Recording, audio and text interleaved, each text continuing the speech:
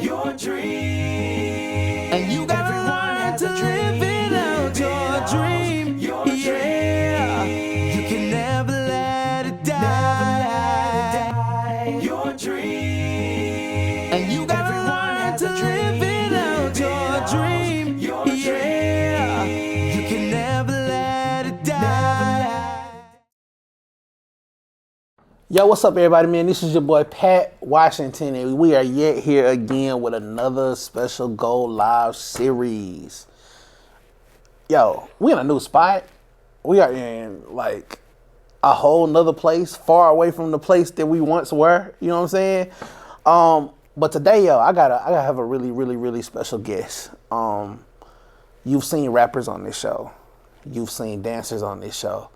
You've seen singers on this show, but today, y'all, we got a poet. A poet is in the building, yo. Miss Drekkia, what is going on with you? Hey, look, I gotta do this. What's up, everybody? It's the poet, the artist, the creator, and energy curator, Drekkia, right? And we are live in 501, and you know what's up. Oh, I like that. That's kind of hard. You came in real smooth, too. Like, we done had a rapper, we done had this, now we got a poet. You a natural. Hey, look, I try to do what I can. So let me get a little bit of backstory from you. Like, first of all, why poetry?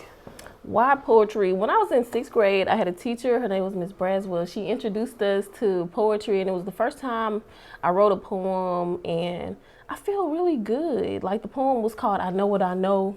Okay. And let me tell you, I thought I was profound, you know? So I stayed writing poetry, and then when I got into high school, I got introduced to, like, the performance aspect of poetry, and, like, it really took things to a new level for me because poetry is where I found my voice. It allowed me to process some of the things that I had been through, and it also gave me a chance to step outside of my shell and get comfortable with public speaking and interacting with people, because I don't know if you can tell, but I'm shy. I used to be. What? I was real shy. I was Definitely real shy. not. A quiet kid. I was. Okay. So are you from Little Rock originally? I'm from Little Rock, Arkansas. Okay. Southwest.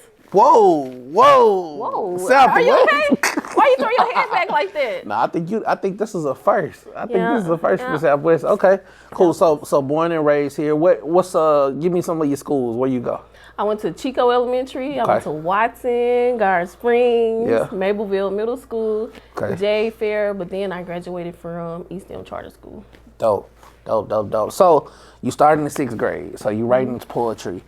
What led you to write about the things? I guess to write about the things that you wrote about in your poetry. Because I've heard some stuff, and you got some really.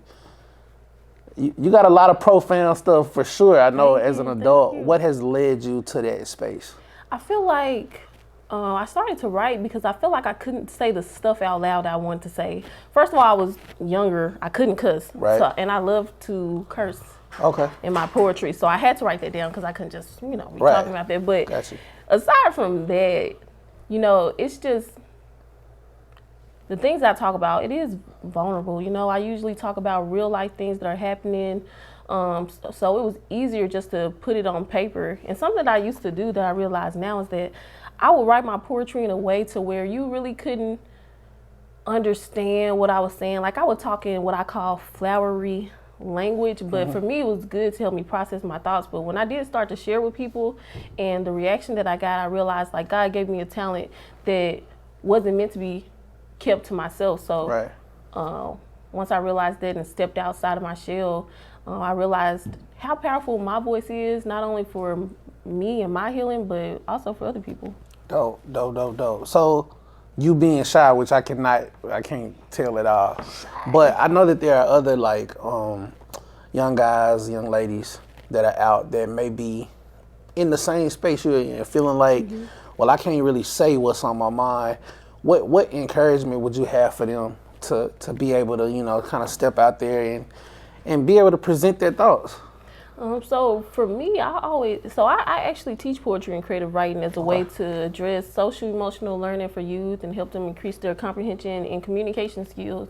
So with that process, what I always tell them is that, hey, with you, your pencil, and your page, this is a chance where you get to say whatever you want to say. And if you want to share, you can. If you don't have to. But the act of simply writing it out, there is so much freedom and relief that can happen through that. So I always encourage kids just to put it on paper and to also realize, like, you never know what somebody else may be going through or how your words could impact somebody. Now, when I am working with students, I give them that space to talk about whatever they want, and it's usually something that's emotional, but I also give them space to talk about stuff that makes them happy. So I always tell them, hey, whether it's something that's deeply personal or deeply motivational, your words can help somebody else. And I want them to understand, like, our voices are the most powerful thing that we own. I want people to really understand it, like how powerful the voice is, because what we consume with our ears and our eyes determines how we think, feel, and behave. So imagine being able to use your words in a way that influences how people feel about themselves, how you feel about yourself, because through our words we can manifest new realities. We can speak life over people, and y'all already heard the church people that say, there is there is life and death in the tongue. Yeah, absolutely. So teaching kids how to channel that superpower is very important to me. Awesome. So you got some outreach stuff going on. Like, tell the people where can they go if they have a child, or if this is a child that's watching. Like, where can they find you? How can they be a part of what it is that you got going on? Well, y'all can find me on all social media platforms at Drekkia Writes, but my company is called 7 of Arts, and you can go to 7ofarts.com. Check out everything that I have, any schools that are looking to book any poetry workshops for their students. You can find all that information on 7ofarts.com, or you can contact me on my personal pages at Drekkia Writes. Dope. So that's some new information for me. 7 of Arts. What's the inspiration behind it? Yeah, so 2 years ago, I was working as the Arts and Education Program Manager for Arkansas, and that's pretty much where we take the arts and integrate it into what students already have to learn. So being there, I just seen how important the arts were, and I had already been doing some teaching artist work prior to that, but being in that space and seeing like how other artists do it outside of poetry, it just really sparked something in me. And I also knew that God gave me a gift to be able to do this, so I quit that job to do this full time, to give students a voice, and just to teach them how to like really hone in on their skill sets. So 7 of Arts is a creative-based professional and personal development company. So I actually work with youth educators as well, and teaching them how to integrate the arts into what they're teaching their kids. Because I feel like art is that one thing that has no barriers to entry. Everybody can participate. So if we can give the kids something that they can all have access to express themselves, then that's where true learning happens. I want students to be able to express themselves, know how to think on their own, because I think a lot of times in school we get taught what to think, how to think, like, but never to do it on our own. What was that turning point for you? So I noticed that you said that you were teaching at one spot. You said you started the poetry in the 6th grade. So of course, in the 6th grade you realized that you had a gift. And I'm sure that there were some things that happened, or some things that you took part of. But what was the turning point where you said, okay, cool, well, this right here is not just going to be a hobby for me. This is what I'm going to dedicate my life to. What happened? Wow, that's a powerful question.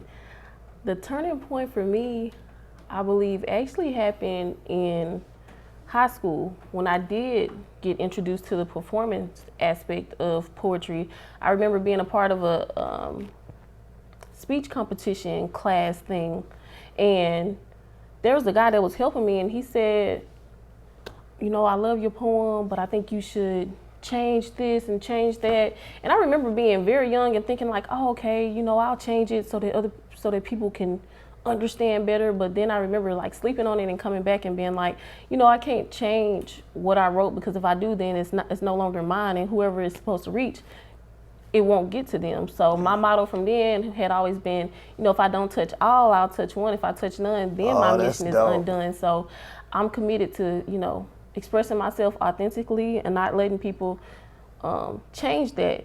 And that made me feel so powerful. Yeah. Like to be a child that's been raised to be obedient and follow instructions and follow the leader, like to stand up and be like, no, you know what, I'm not going to change it because it's going to reach who it's supposed to reach. So I'm like, I want to give that kind of power and strength to kids as well. It's just important for me that students know how to advocate for themselves and speak up. That's what's up. That's what's up. Yo, so y'all already know that y'all get to hear it next week. You get to hear everything that Drekkia is gonna be talking about, the poems. Yo, it's you in for a great performance next week. Can you give the people just a little bit of what they might hear? I don't know. I might give y'all something else though. Matter of fact, I got a challenge. Okay. I got a poem. Bet. I call it my P poem. Okay. And this is why I used to teach the kids alliteration. That's P for Patrick. Yeah. So y'all know alliteration is basically the repetition of initial sound. It's when you use a letter. Well, you use a letter or a sound multiple times in a sentence. Okay. So I'm about to spit this poem, right? All right. And you have to try to count how many P words I use. All right, bet. Okay, I'm with it. Y'all ready? Yeah. Impractical people practice this art of perfection. In opposition, poets pencil precision on pieces of paper. People pursue this pursuit of this illusion of perfect. Picture a person, the product of imperfect, sleeping with serpents. See, some people would rather pray for redemption instead of praying for mercy. Placing a price on my perspective, what's the plight of the people? Polluted perceptions punish populations over poisonous public. So what's the purpose of privilege if the problems are plenty? Positive permutation, pretenders posing their phony with facades of pandemonium, proclaiming pleasure and pity, pressing to be pretty with personalities equivalent to a penny. It's petty, so pathetic to the point that it's stupid, it's silly how students sit in silence instead of surfing for some simple solutions, swimming in sewage. I'm the source of my supply. So I'm arrived at a conclusion. I'm gonna stop right there. Snap it up for that real quick. That is insane. So I don't know. I honestly got lost at like 27. You tried to get me with phony, but I got you. You caught that. Yeah, that's what's up. That's what's up. Yo, so you already know, man. You gonna be in with the amazing Miss Drekkia Wrights. It's gonna be crazy. I'm your guy, Pat Washington, and this is yet another episode of Go Live. Your dream, and you got